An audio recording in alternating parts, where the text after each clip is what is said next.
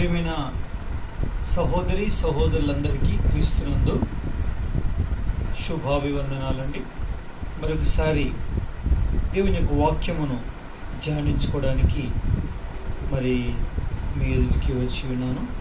గమనించండి, మరి మనం ప్రార్థన కొరకైనటువంటి 2 మాటలు వివరించుకొని మనం ప్రార్థనలో ప్రవేశిస్తాం. గమనించండి, మరి ప్రార్థన చేయనప్పుడు దేవుడు మనము కలిగి ఉన్న అక్కర్లు మాత్రమే ప్రార్థన అంశములు కావు. కానీ ప్రియమైనటువంటి వాళ్ళరా, దేవుడు తన వాక్యం ద్వారా అందించేటువంటి మరి వర్తమానంలో మనం ప్రార్థించాల్సినటువంటి ఆధ్యాత్మికమైనటువంటి అవసరతలు ఉంటాయి. కాబట్టి గమనించి మనము ధ్యానించినట్లయితే వర్తమానమే ప్రార్థన అంశముగా ప్రభు మనతో మాట్లాడతాడు. ఆ తర్వాత మన చుట్టూరా ఉండేవారికి, మన కుటుంబానికి, మన సంఘానికి, మరి క్రైస్తవ లోకానికి, సార్వత్రిక ప్రపంచానికి అవసరమైనటువంటి అంశముల కొరకు మనం ప్రార్థన చేస్తూ ఉండవచ్చు. గమనించండి, ఈ యొక్క సందర్భంలో యెహెజ్కేలు గ్రంథం గమనించండి. మనం 26వ అధ్యాయం మొదటి వచనం నుండి నేను 3 వచనాలు చదువుతాను. గమనించండి. మరియు 11వ సంవత్సరము నెల మొదటి దినమున యెహోవా వాక్కు నాకు ప్రత్యక్షమయ్యేలాగా సెలవిచ్చెను. నరపుత్రుడా, యెరూషలేమును గూర్చి, ఆహా, జనములకు ద్వారముగానున్న పట్టణం పడగొట్టబడెను, అది నాశనమాయెను, అది పాడైపోయినందున నేను పరిపూర్ణం నొందితిని అని తూరు చెప్పిన గనుక ప్రభువైన యెహోవా సెలవిచ్చినదేమనగా, తూరు పట్టణమా, నేను నీకు విరోధినైతిని. సముద్రం దాని తరంగములను పొంగచేయు రీతిగా నేను అనేకులను నీ మీదికి రప్పించదను. చాలు. ఇక్కడ మనం తూరును గూర్చి దేవుడు సెలవిచ్చిన మాటను రాయబడింది. తూరుకు రాబోయేటువంటి ఆ ఉపద్రవం, తూరు మీద దేవుడు కోపగించుకోవడానికి కారణం, తూరుకు దేవుడు విరోధి కావడానికి కారణం ఇక్కడ రాయబడింది. యెరూషలేమును గూర్చి, ఆహా, జనులకు ద్వారముగానున్న పట్టణం పడగొట్టబడెను, అది నాశనమాయెను, అది పాడైపోయినందున నేను పరిపూర్ణమునొందితిని అని తూరు అనుకుంది. చూసారా? కాబట్టి యెరూషలేము దేవుని నివాస స్థలం, దేవుడు ఏర్పరచుకున్నటువంటి స్థలం, సకల భూమికి ఆశీర్వాదకరంగా ఉన్నటువంటి పట్టణం అని పేరొందినది. అది దేవుడి చేతనే. వాళ్ళరా, అలాంటి దానిని తూరు అనుకుంది. ఏమని? పాడైపోయింది, వెరీ గుడ్ అనుకుంది. చూసారా? నాశనం అయిపోయింది, మంచిదైంది అనుకుంది. పడగొట్టబడింది, మంచిదైంది అనుకుంది. నేను ఇప్పుడు పరిపూర్ణం నొందితిని అంటే అర్థం ఏంటండి? మనం వరుసలో ఉన్నామంటే మనకు ముందుండేటువంటి వాడు ఏదో విధమైన కారణం చేత వాడు ప్రక్కకు వైదొలిగాడంటే, పడిపోయాడంటే నెక్స్ట్ ఎవరండి? నేనే. ఇక కాబట్టి ఈ పడిపోయిన వాడు వెనకాలండువాడు వాని పడిపోటును చూసి సంతోషిస్తాడు సహజంగా కదండి. అదే తూరు చేసిన పొరపాటు. అవును, ఎంతోమంది పాడైపోతున్నప్పుడు, మన ముందున్నటువంటి వారు చెడిపోతున్నప్పుడు, వైదొలిగినప్పుడు పిల్లరా మనం సంతోషిస్తాం. అది దేవుడికి నచ్చేది కాదు. ఇప్పుడు అదే సంభవించింది నా పిల్లరా. అందుకే దేవుడు విరోధయ్యాడు. దేవుడికి కోపము రగిలింది. దేవుని ఉపద్రవం తూరు మీదకి వచ్చింది. అందుకే 27వ అధ్యాయం మొదటి వచనంలో రాయబడింది, మరి యెహోవా వాక్కు నాకు ప్రత్యక్షమిలాగా సెలవిచ్చెను. యెహెజ్కేలు గ్రంథం 27వ అధ్యాయంలో 2వ వచనం చూడండి. నరపుత్రుడా, తూరు పట్టణమును గూర్చి అంగలార్పు వచనము నెత్తి దానికి ఇలాగ ప్రకటన చేయము. చూసారా? కాబట్టి దేవుడికి ఏమొచ్చింది? కోపం వచ్చింది. ఉగ్రత కుమ్మరించాలనుకుంటున్నాడు. విరోధి అయ్యాడు. చూసారా? కారణం ఏంటో తెలుసా? ప్రధానమైన కారణం ఏమిటో తెలుసా?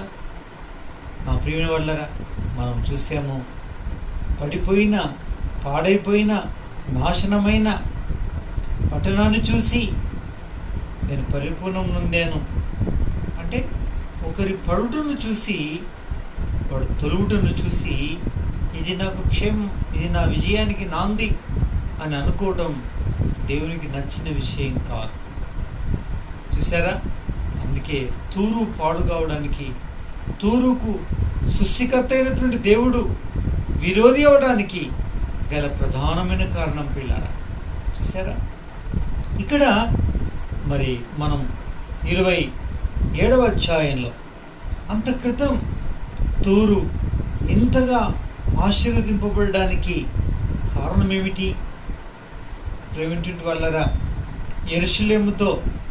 యెరూషలేము నిర్మించిన సొలొమోనుతో సైక్యంగా ఉన్నాడు. అంతేకాదు, సొలొమోను యొక్క తండ్రి దావీదుతో స్నేహితుడై ఉన్నాడు తూరు రాజు. అందుకే ఆ తూరు రాజు స్నేహించినంత కాలం, సొలొమోనుతో, ఇశ్రాయేలు జనాంగముతో, యూదావారితో సఖ్యంగా ఉన్నంత కాలం అంచెలంచెలుగా అత్యధికమైనటువంటి ఆశీర్వాదమును ఆ దేశం పొందింది. ఏనాడైతే ఈ రీతి తలంచినాదో ఆ దినం నిండి దేవుడు విరోధి అయ్యాడు. చూసారా? కాబట్టి దేవుని ప్రజలైన వారితో, దేవుని యొక్క ప్రత్యేకమైనటువంటి జనాంగమునప్పుడు వారితో సఖ్యత కలిగి ఆనంద సంతోషములు కలిగిన వారమై ముందుకు వెళ్ళినంత కాలం మనకి ఎలాంటి ప్రమాదము లేదు పిల్లల. దానికి విరోధమైన దినాన, దానికి విరుద్ధంగా తలంచిన దినాన మన గుప్పెన ముంచుకొచ్చినట్టే లెక్క. అందుకే యెరూషలేమా, నిన్ను ప్రేమించేవారు వరదిల్లుదురు. యెరూషలేము క్షేమం కొరకు ప్రార్థన చేయండి, మీరు ఆశీర్వదింపబడతారు. దాని క్షేమం మీ క్షేమానికి కారణమవుతుంది అని దేవుని యొక్క వాక్యం చెప్పింది. చూసారా? కాబట్టి ఈ సంగతి మనం ఎప్పుడు కూడా మర్చిపోకూడదు. అయితే గమనించండి, 27వ అధ్యాయం 17వ వచనంలో మనం చూస్తే ఏమని రాయబడింది? మరియు యూదావారును ఇశ్రాయేలు దేశస్థులను నీలో వర్తక వ్యాపారము చేయుచు మిన్నీతు గోధుమలను, మిఠాయిలను, తేనెయు, తైలమును, గుగ్గిలమును ఇచ్చి నీ సరుకులు కొనుకుందురు. చూడండి, ఇక్కడ ఏం రాయబడింది అంటే, ఒక మాట చెప్పాలంటే ప్రియమైన వాళ్ళరా, యూదావారు, ఇశ్రాయేలు దేశస్థులు నీతో వర్తకం చేసినంత కాలం, వారు నీకు వీటిని ఎగుమతి చేసినంత కాలం తూరు చాలా బాగుంది. చూసారా? ఏం ఎగుమతి చేశారండి? గమనించండి, ఎంత అద్భుతమైనటువంటి శ్రేష్టమైన జనాంగం ఈ జనాంగం కదండి. అందుకే వారి పేరులోనే అర్థం ఉందండి. వారి పేరులోనే అర్థం ఉంది. వారు ఎవరంట? ఇక్కడ రాయబడింది. ఎవరు వీరు అనంటే దేవుని యొక్క వాక్యం చెప్తుంది. గమనించండి, యూదావారు, ఇశ్రాయేలు వారు. చూసారా? కాబట్టి నా ప్రియమైనటువంటి వాళ్ళరా, యూదావారు అంటే గమనించండి, స్తుతించువారు. ఈజీగా మనకు తెలుసండి, మంచిది. మరి ఇశ్రాయేలు దేశస్థులు, ఇశ్రాయేలు అంటే ఎవరండి? గమనించండి, యూదావారు అర్థం స్తుతించువారైతే ఇశ్రాయేలు వారు అంటే ఏమని అర్థం ఇస్తుంది? చాలామందికి ఇశ్రాయేలు వారు అనగానే దేవుని బిడ్డలు అనేసేస్తారు కదండి. ఆ మాత్రమే అనుకొని ఊరుకుంటారు. మనం గమనిస్తే ఆదికాండం 32వ అధ్యాయం, ఆదికాండం 32వ అధ్యాయం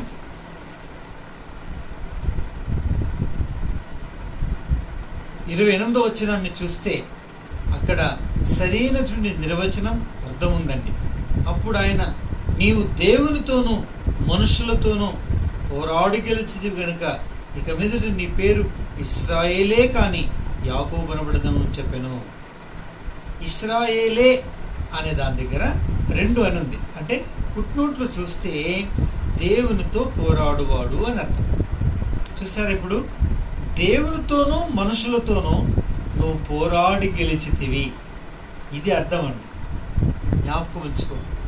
దేవుని బిడ్డ, దైవ కుమారుడు అనేటువంటి మాట అర్థం నానార్థాల్లో తర్వాత ఈ అర్థం తర్వాతనే అర్థాలు. మొట్టమొదటి ఇశ్రాయేలుకు అర్థం దేవుని నోటి నుంచి పలికాడు, దేవునితోనూ మనుషులతోనూ పోరాడి గెలిచిదివి. షార్ట్ కట్లో ఒక మాట చెప్పాలంటే దేవునితో పోరాడి గెలిచినవాడు అని అర్థం. చూసారా, తూరు ఎవరితో స్నేహం చేస్తుంది? తూరు ఎవరితో వర్తకం చేస్తుంది? తూరు ఎవరి దగ్గర నుంచి ఎగుమతి చేసుకుంటుంది? పిల్లరా, ఎవరితో సంబంధ బాంధవ్యాలు కలిగి ఉంది? అలా కలిగి ఉన్నంత కాలం దేవుడు తూరును ఆశీర్వదించాడు. తూరు అనే పట్టణం దేశాన్ని ఆశీర్వదించాడు. తూరు జనాన్ని ఆశీర్వదించాడు. నా ప్రియమైనటువంటి వాళ్ళరా, దేవుని ప్రజలమైనటువంటి మనం ఇప్పుడు జ్ఞాపకం ఉంచుకోవాలి. ఎవరితో సహవాసం చేయాలి, ఎవరితో సాంగత్యం కలిగి ఉండాలి, ఎవరితో సఖ్యత కలిగి ఉండాలి. దేవుని యొక్క వాక్యం చెబుతుంది, దేవుని స్తుతించే వారితో, నామకార్థులైన క్రైస్తవులను వారితో కాదు. పేరుకు మాత్రం నమ్మిన వారు చాలా మంది ఉండి లోకమంతటి ఆంతర్యంలో కలిగి పెంచి పోషించేవారుగా ఉంటారు. ఎడతెగని బాంధవ్యం కలిగిన వారుగా ఉంటారు. అలాంటి వారితో కాదు. దివారాత్రములు దేవుని స్తుతించేటువంటి దినమునకు 7 మార్లు స్తుతించి ఆరాధించిన దావీదు లాంటి వారితో, దినమునకు 3 మారు స్తుతించి ప్రార్థన చేసినటువంటి దానియేలు లాంటి వారితో, పిల్లరా, స్తుతించి ఆరాధించేటువంటి జనాంగంతో మనం సఖ్యత కలిగి ఉండాలి. అది ఆశీర్వాదం. చాలామందికి ఈ విషయం తెలియదు. చూసారా ఏమైందో గమనించండి. అంటే ఇట్టి వారితో, అంటే యూదా వారంటే అది అర్థం. ఇక రెండవ విషయానికి వస్తే ఇశ్రాయేల్ అంటే దేవునితో పోరాడి గెలిచినవారు అని అర్థం. అంటే పిల్లరా, మనం ఏమై ఉండాలి? దేవుని యొక్క వాక్య ప్రకారంగా దేవునితో పోరాడి గెలిచిన వారైన వారితో సహవాసం చేయాలి. అంటే అర్థం ఏంటండి? దేవుని యొక్క వాక్య ప్రకారంగా దేవుని వాక్యం చెబుతుంది, ప్రార్థన చేయువారితో, ఎడతెగక ప్రార్థన చేయవారితో, రేయి మొదలుజామున లేచి ప్రార్థన చేసిన వారితో ఒక 5 నిమిషాలు 10 నిమిషాలు ప్రార్థన చేసిన వారితో కాదు, అర్ధగంటకు మించి, గంటకు మించి, 2 గంటలు 3 గంటలు సమయం తెలియకుండానే బహు ఎక్కువ సమయం ప్రభుతో గడిపేటువంటి వారితో మనం సహవాసం చేయాలి. పిల్లరా, అవును, ఇశ్రాయేలు వారు అలాంటి వారితో తూరు సహవాసం చేసింది. అందుకే ఈ ఆశీర్వాదం. చూసారా? కాబట్టి పిల్లరా, మనం ఎవరితో సహవాసం చేస్తున్నాం గమనించండి. ఎంత అద్భుతం, ఎంత ఆశ్చర్యం. అందుకే దేవుని ప్రజలమైన మనం ఇలాంటి వారితో సహవాసం చేయాలి. నేను రక్షింపబడిన నా యొక్క ఆరంభపు క్రైస్తవ జీవితంలో నాకు పరిచయమైనటువంటి లేక నేను ఎన్నుకున్నటువంటి వారు ప్రార్థనాపరులు, పిల్లలు, యవనస్తులు, అలాంటి వారే. మా టీం అంతా అలా ఉండేది. అంతేకాదు, నాకు పరిచయమైనటువంటి సంఘస్థుల్లో సహోదరుడు సంగారెడ్డిలో జాషువా గారు అని ఒక టీచర్ గారు ఉండేవారు. ఆయన ప్రార్థనాపరుడు, సోల్ విన్నారు మాట చెప్పాలంటే. కాబట్టి ఆయన ఇలా చెప్పాడు, తమ్మి పట్టుబట్టి ప్రార్థన చేసేవారుగా ఉండాలని చెప్పేవాడు. అయ్యో నిద్ర వస్తుందన్నా అని అంటే, నిద్ర ఎందుకు వస్తుంది తమ్మి? నిద్ర దూరం ఇవ్వాలంటే మనం ఏం చేయాలి తెలుసా? ఏంటంటే ఈరోజు నేను తీసుకుని వెళ్తాను, తన రూమ్లో తీసుకుని వెళ్ళాను. ఆ రూమ్లో ఈ నాపరాళ్ళు పలిసినటువంటి ఈ చాబాద్ బండలు ఉన్నాయి. ఈ షాబాద్ బండల మీద ఇసుక పోసి, ఇసుక అంటే కుప్పగా పోసి కాదు, ఒక రౌతు ఆనకుండా పల్సగా నేర్పి ఇట్టి మోకాళ్ళను ఈ విధమైనటువంటి ఇసుక మీద పెట్టి నేను ప్రార్థన చేస్తాను మేము చూపించాడు. పిల్లరా, అవును, అది అభ్యాసం చేసుకోవడం జరిగింది. నిద్ర వచ్చినంతసేపు సామాన్యముగా మోకరించి ప్రార్థన చేసేవారిని. దాని తర్వాత నా ప్రియమైనటువంటి వాళ్ళరా, రెడీగా ఉంచుకున్న ఇసుక పోసి రెడీగా ఉంచుకున్నటువంటి ఈ పల్సన చేసినటువంటి ఆ ఇసుక మీద 2 ఏర్పాటు చేసినటువంటి ఆ ఇసుక రేణువుల మీద మోకాళ్ళను పెట్టి నిలువున మోకాళ్ళ మీద నిలవబడి ప్రార్థనలో గడిపేవారు. ఎక్కడ పోయేదో ఆ యొక్క నిద్ర, కొనుకు, సోమరితనం అస్సలు సురసురా అని మండుతూ ఉంటే ఏడికెళ్ళి వస్తుందండి నిద్ర? వచ్చేది కాదు. ఇసుక రౌతులు ఒక్కొక్కటి లోపల చొచ్చుకుపోయేది. విచిత్రం. పగుళ్ళు మాత్రం రక్తం మాత్రం వచ్చేది కాదండి. దీనివల్లరా లెక్కలేనంత సమయం ప్రభు యొక్క సన్నిధానంలో గడపడానికి ప్రభు ఆ విధంగా ఆరంభ దినాల్లో తర్ఫీదులు ఇస్తూ వచ్చాడు. కారణం ఏంటి చెప్పండి? ఆయన దేవునితో పోరాడి గెలిచేవారితో మనం సహవాసం చేసినట్లయితే వీళ్ళరా ఆ రీతిగా మనకు మంచి అలవాట్లు అలవర్చబడతాయి. అప్పుడు మనం ఆత్మీయంగా ఏమవుతాం? ఐశ్వర్యవంతులం అవుతాం. చూసారా, ఇలాంటి వారు ఇశ్రాయేలీయులు. ఆ సంతానం ఎలాంటిది అనుకుంటున్నారు? దేవునితో పోరాడి గెలిచేటువంటి వారు. అందుకే కాబోలు వారు ఏమి ఎగుమతి చేశారండి? ఏమి ఉత్పత్తి చేసి వేటిని ఎగుమతి చేశారు? తూరు వారికి మొట్టమొదలు వారు ఉత్పత్తి చేసి ఎగుమతి చేసినవి ఏంటంటే మిన్నీతు గోధుమలను. మిన్నీతు గోధుమలు తెలుసండి మనకు కదండి.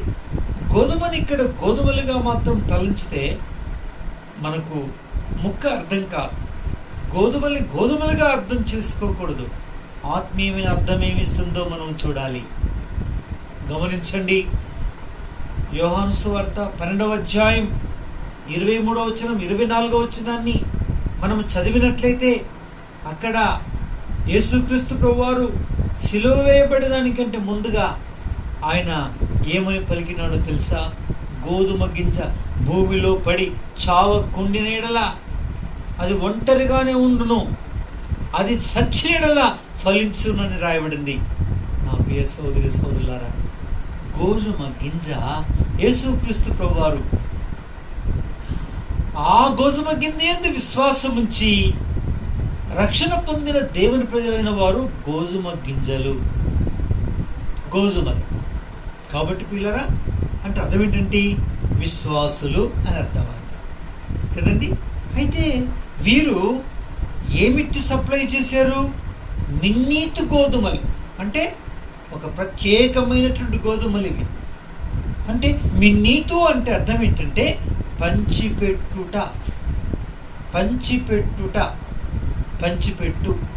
చూసారా? అంటే అర్థం ఏంటండి? ఈ ఇశ్రాయేలు ఉత్పత్తి చేసింది ఏంటి? వీరు ఎగుమతి చేసింది ఏంటి? వీరు ఏమి ఉత్పత్తి చేశారు, ఏమి పండించారు, ఏమి పండారు వీళ్ళు అనంటే ప్రియమైన వాళ్ళరా, దేవుని యొక్క వాక్య ప్రకారంగా పంచిపెట్టు అను అర్థమిచ్చే విశ్వాసాలను వీరు కనుక్కున్నారు, పండించారు. వీళ్ళరా అర్థమైందండి? ఎంత అద్భుతం, ఎంత ఆశ్చర్యం. నా ప్రియ సోదరి సోదరులారా, దేవుని యొక్క వాక్య ప్రకారంగా దేవుడు ప్రజలైనటువంటి వారిగా మనం గమనించాలి.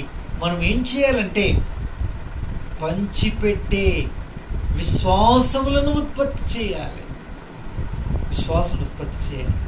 కాబట్టి ఈ యూదా వారు, ఇశ్రాయేలు వారు అంటే ఎవరి జీవితంలో అయితే స్తుతి, ఆరాధన, దేవునితో పోరాడి గెలిచేటువంటి పట్టుగలిగినటువంటి ప్రార్థన పరులు ఎవరై ఉంటారో వారి జీవితాల్లో పంచిపెట్టే విశ్వాసములను ఉత్పత్తి చేస్తారు పిల్లారా. అంటే చెప్పుకోదగిన, వివరించదగిన మాదిరి అయిన విశ్వాస జీవితంలో అనేక అనుభవాలు గడించి అనేకులకు సమర్థవంతంగా, సమృద్ధిగా పంచిపెట్టగలిగేటంత అద్భుతమైనటువంటి విశ్వాసములను వారు ఉత్పత్తి చేస్తారు. నా ప్రియ సోదరి సోదరులారా, ఇలాంటి వాటిని తూరు వారికి వారు ఉత్పత్తి చేసి ఎగుమతి చేశారు. వీరు దిగుమతి చేసుకున్నారు. అట్టి వ్యాపారము చాలా అభివృద్ధి పొందింది. అందుకే తూరు వారు అత్యధికమైన ఆశీర్వాదంలోనికి వచ్చారు. నా ప్రియ సోదరి సోదరులారా, అందుకే మన జీవితాల్లో మనం సహవాసం చేసిన విశ్వాసములను, పంచిపెట్టే విశ్వాసములను ఉత్పత్తి చేసి ఎగుమతి చేసేటువంటి వారితో మనం సహవాసం చేయాలి. ఇక మనం ఏమని మారిపోవాలి? మనమును విశ్వాసమును పండించి ఎగుమతి చేసేవారిగా మనం ఉండాలి. స్తుతించి ప్రార్థన చేసే అనుభవం కలిగినటువంటి దేవుని ప్రజలైనటువంటి వారు ఈ పని చేయగలరు. నువ్వు చేస్తున్నావా? నీ జీవితంలో మిన్నూతు గోధుమలు పండుతున్నాయా? అంటే పంచిపెట్టగలిగే విశ్వాసములను నీవు పండిస్తున్నావా నీ క్రైస్తవ జీవితంలో? అట్లయితే సమృద్ధిగా పండిన కారణాన నువ్వు తప్పనిసరి ఎగుమతి చేస్తావు. నీ భార్యకు, నీ భర్తకు, నీ పిల్లలకు, నీ కుటుంబ సభ్యులకు, నీ ఇరుగు పొరుగు వారికి, నీ స్థానిక సంఘానికి, నీ సహవాసానికి, యావత్ క్రైస్తవ లోకానికి, ఈ భూ ప్రపంచానికే, సర్వలోకమునకు నీవు పండించిన, పంచిపెట్టగలిగే విశ్వాసముల యొక్క పంటను నువ్వు తప్పనిసరిగా ఎగుమతి చేస్తావు.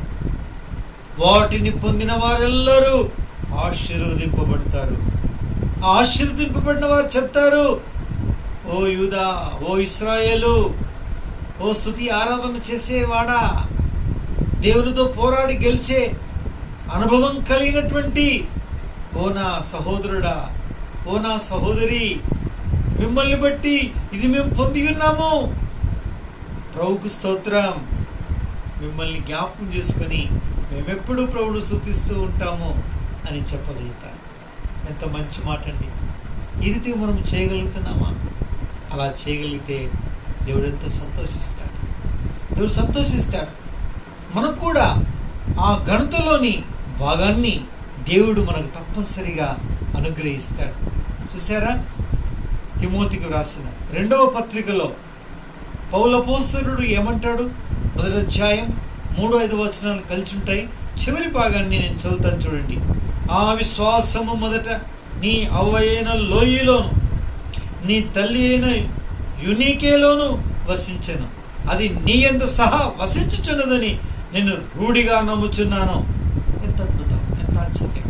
పౌలు అపోస్తలుడు చెప్తున్నాడు తిమోతిని గూర్చి. ఏమంటున్నాడో తెలుసా? మీ అమ్మమ్మ అయినటువంటి అవ్వ అనేటువంటి ఆ యొక్క లోయలో ఆ విశ్వాసము నేను పండుట చూశాను.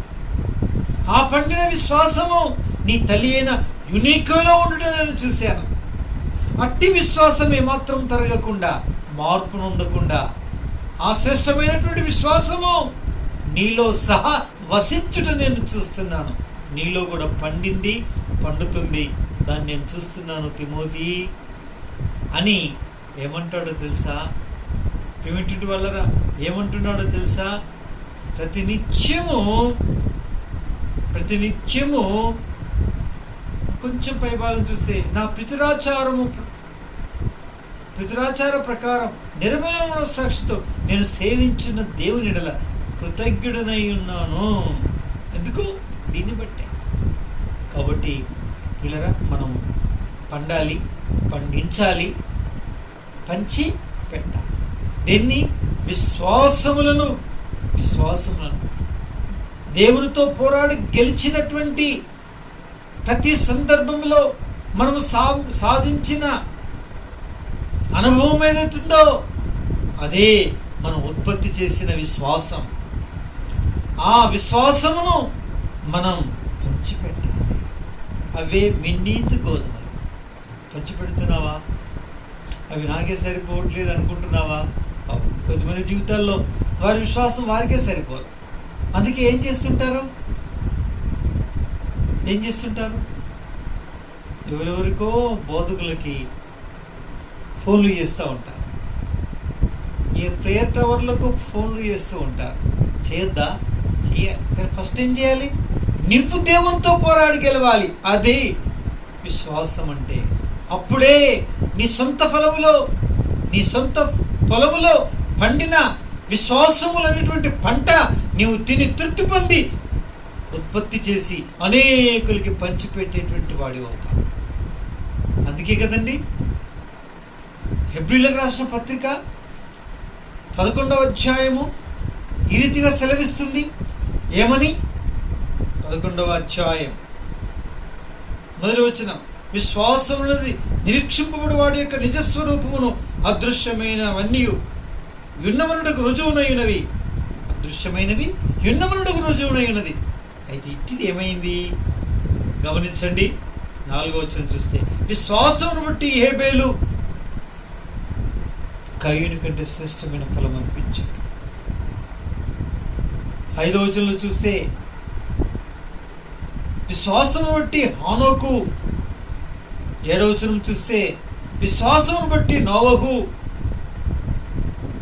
8వ వచనం చూస్తే, అబ్రహాము పిలువబడినప్పుడు విశ్వాసమును బట్టి ఆ పిలుపునకు లోబడి, విశ్వాసమును బట్టి. ఇలా మీరు ఎంతమందిని చూస్తారు? 30వ వచనం నుంచి చూస్తే, విశ్వాసమును బట్టి రాహాబు అనే వేశ్య, ఇంకేమి చెప్పుదును అని అంటూ పిల్లరా ఏమంటాడు? గిద్యోను, బారాకు, సంసోను, యొఫ్తా, దావీదు, సమూయేలు వాళ్ళ నుంచి ప్రవక్తల గురించి వివరించడానికి సమయం చాలదు, వారి శ్వాసం ద్వారా రాజ్యమును జయించిరి అని చెప్పి ఏమంటాడు? 12వ అధ్యాయం వచనంలో, ఇంత గొప్ప విశ్వాస సాక్ష్య సమూహం మేఘం వలె ఆవరించి ఉండగా సులువుగా చిక్కులు పెట్టు ప్రతి విధమైనటువంటి భారమును, పాపమును నాకు లోబడి విశ్వాసమును కర్తయ్యను కొనసాగించబడిన యేసు వైపు చూడక ఏంటి ఇలా తప్పిపోతున్నావు అంటున్నాడు పౌలపోస్తలుడు. అంటున్నాడు, చూసారా? వీరందరూ ఎవరండి? విశ్వాసముల పంట పండించి విశ్వాసములను పంచిపెట్టిన మహాగణులు, విజయ వీరులు, విశ్వాస వీరులు. పిల్లరా, వీరు నా ప్రియమైన వాళ్ళు చెప్పుకోవడం చాలా బాగుంది. కానీ ఈ పంట పండాలంటే నీవు యూదా వాడివి కావాలి, నీవు ఇశ్రాయేలు వాడివి కావాలి, అంటే స్తుతించేవాడివి కావాలి. దేవునితో పట్టుదలతో పోరాడి గెలిచిన నీ పితరుడైన యాకోబును ఏ మాత్రము తీసిపోని సమయంలో నీవు విశ్వాస వీరుల జాబితాలో చేర్చబడతావు. ఇవే మిన్నీతు గోధుమలు. ఎటువంటివి? మిన్నీతు గోధుమ. ఇది ఉందా? ఇది నీకున్నదా నా ప్రియ సోదరుడా? అందుకే మనం క్షమాపణ కోరుకోవాలి, సరి చేసుకోవాలి, సరిపెట్టుకోవాలి, సరిదిద్దుకోవాలి. ప్రభువా, నన్ను మన్నించు స్వామి, నాలో కార్యము జరిగించిన ఆయన నన్ను జ్ఞాపకం చేసుకో ప్రభు అని ప్రభు దగ్గర ఏం చేయాలి? ప్రార్థన చేసుకోవాలి. ప్రభువా, నేను ఎడతెగక నిన్ను స్తుతించేవాడిగా చేయండి. నిన్నెడతెగక నీతో పోరాడి గెలిచేటువంటి ఆ యొక్క భాగ్యము నాకు ఇవ్వు తండ్రి అని ప్రతిష్ఠించుకోవాలి. అప్పుడు మనము ఏమి పండిస్తామండి? ఏమి పండుతాం? మనము ఏం పండుతాము? పిల్లరా, విశ్వాసములనే అనుభవాలను పండుతాం. వాటిని అధికముగా పండి ఎగుమతి చేస్తాం, ఉత్పత్తి చేసి ఎగుమతి చేస్తాం. అప్పుడు అనేకులు మనం విశ్వాసంలో ఐశ్వర్యవంతులం అవుతాం.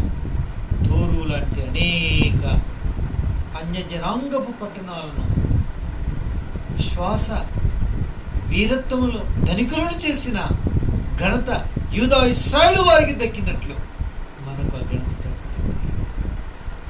విశ్వాసంలో ఐశ్వర్యవంతుడు అయితివా? ఈ విశ్వాసం అనేటువంటి మిన్నీతు గోధుమలు పంచిపెట్టి ఉత్పత్తి చేసి ఎగుమతి చేసి నీవు ఐశ్వర్యవంతుడమైనావా ఆధ్యాత్మికంగా? వీటిని ఎవరు కొనుక్కున్నారో వారు వాస్తవికంగా అయ్యారా? ధనవంతులయ్యారా? ఐశ్వర్యవంతులయ్యారా? దేంట్లో? ఆధ్యాత్మికంగా. ఎంతోమంది భక్తులు క్రైస్తవ చరిత్రలో ఉన్నారు. భక్సింగ్ గారు ఉన్నారు, డిఎల్ మోడీ గారు ఉన్నారు కదండి, ఇంకెంతమంది అండి. విశ్వాస వీరుడైన, ప్రార్థనాపరుడైన హైట్ దొరగారు ఉన్నారు. ఈ ప్రకారంగా ఎంతమంది దైవ భక్తులు మరి దైవ గ్రంథంలో ఉన్నవారే కాకుండా క్రీస్తు శకం మొదటి శతాబ్దము నుండి 12 మంది శిష్యుల కానించి మొదలుకుంటే ఈ దినం వరకు ఎంతమంది విశ్వాస వీరులు ఉన్నారు. నా ప్రియ సోదరుడు, ఆ ప్రకారంగా వెళితే ఎంత అద్భుతం, ఎంత ఆశ్చర్యం. డిఎల్ మోడీ గారు అనుకుంటా తన అనాథాశ్రయాన్ని నడిపిస్తున్నాడు ప్రభు మాట మేరకు. ఒకరోజు ఆహార పదార్థాలు లేవు, పిల్లలకి ఏదో ఇచ్చి ఉదయకాలం పంపించేశారు. మధ్యాహ్నం ఏదో ఉంటే వండేసారి అయిపోయింది, రాత్రి ఏదో అయిపోయింది. స్టోర్ కీపర్ వచ్చి చెప్పాడు, అయ్యా మన దగ్గర ధాన్యం లేదు, కొట్టకొరకు ఎట్లా, పిల్లలు కొట్టకొరకు ఎట్లా అని చెప్పాడు. ప్రార్థన చేద్దామన్నాడట. ప్రార్థన చేస్తున్నాడు. రాత్రి అయిపోయింది, తెల్లవారింది, ఏదో ఒక టిఫిన్ చేసి పంపించేశారు. మళ్ళీ అడిగాడు, అయ్యా మధ్యాహ్న భోజనానికి ఏమీ లేదయ్యా పిల్లలకి, ప్రార్థన చేద్దాం. పిల్లలు వెళ్ళిపోయిన తర్వాత 1 గంటకు వచ్చి మళ్ళీ అడిగాడు, ప్రార్థన చేద్దామన్నాడు. 11 అయిపోయింది, 12 అయిపోయింది. పిల్లలు స్కూల్ నుంచి వచ్చేసారు. అయ్యా పిల్లలు వచ్చేసారు, కడుక్కోమని చెప్పండి అని చెప్పారు. ప్లేట్లు కడుక్కున్నారు, పిల్లలు వరుసల్లో కూర్చున్నారు. అయ్యా ఏం పంచిపెట్టుకుంటావు, ఏం పెట్టుకుంటావు వీళ్ళకి అంటే అప్పటికైనా ఏవైనా బన్నులు అవి ఇవి పిట్టలు ఏవైనా తీసుకొచ్చి బన్స్ ఏవైనా ఏమంటాడేమోనని ప్రార్థన చేద్దాం అన్నాడు. ఏం మొండుడే బాబు ఈ మోడీ గారు, ఏది డిఎల్ మోడీ గారు, ఏం మోడీ అయ్యా ఈయన, ఈ మూడు అని అనుకుండవచ్చు. వాళ్ళు ఎన్నో విషయాలు చూశారు కాబట్టి మనం అనుకుంటున్నట్టు వాళ్ళు అనుకోకపోవచ్చు. ఒక వెహికల్ వచ్చి హారన్ ఇస్తుందంట గేట్ దగ్గర. గేట్ కీపర్ వెళ్ళాడు, ఏంటండి, అవును డిఎల్ మోడీ గారు ఇల్లు ఇదేనా అని అడిగాడు. అవునండి, అవును ఇదేనండి. అట్లయితే ఆయన గారు ఉన్నారా? ఉన్నారా, ఒకసారి చెప్పండి, పిలవండి.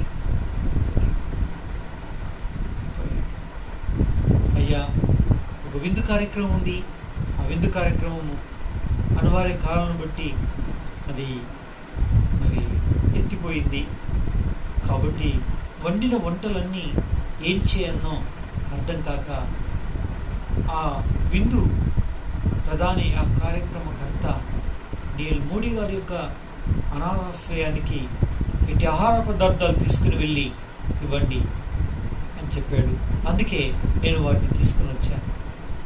మీరు సెలవిస్తే వాటిని మీ పిల్లలకు పంచిపెడతాను. ఓకే అన్నమాట. స్వాగతించాడు. పాత్రలు తెచ్చారు. పిల్లలకు ఎన్నడూ వారు పెట్టిన భోజనానికి ఏనాడు పెట్టిన భోజనానికి సాటి రాని అద్భుతమైన రుచికరమైన పదార్థములు పిల్లలు తిని అది నన్ను తృప్తి పొంది ఆనందించి సంతోషించారు. పిల్లరా, మీరు విశ్వాసం మోకాళ్ళ మీద ఉన్నారు దైవజనులు. విశ్వాసముల పంట పండారు. దాన్ని పంచిపెట్టారు అక్షరానుసారంగా. ఈ విధంగా ఎన్నెన్నో కార్యాలు ఉన్నారు.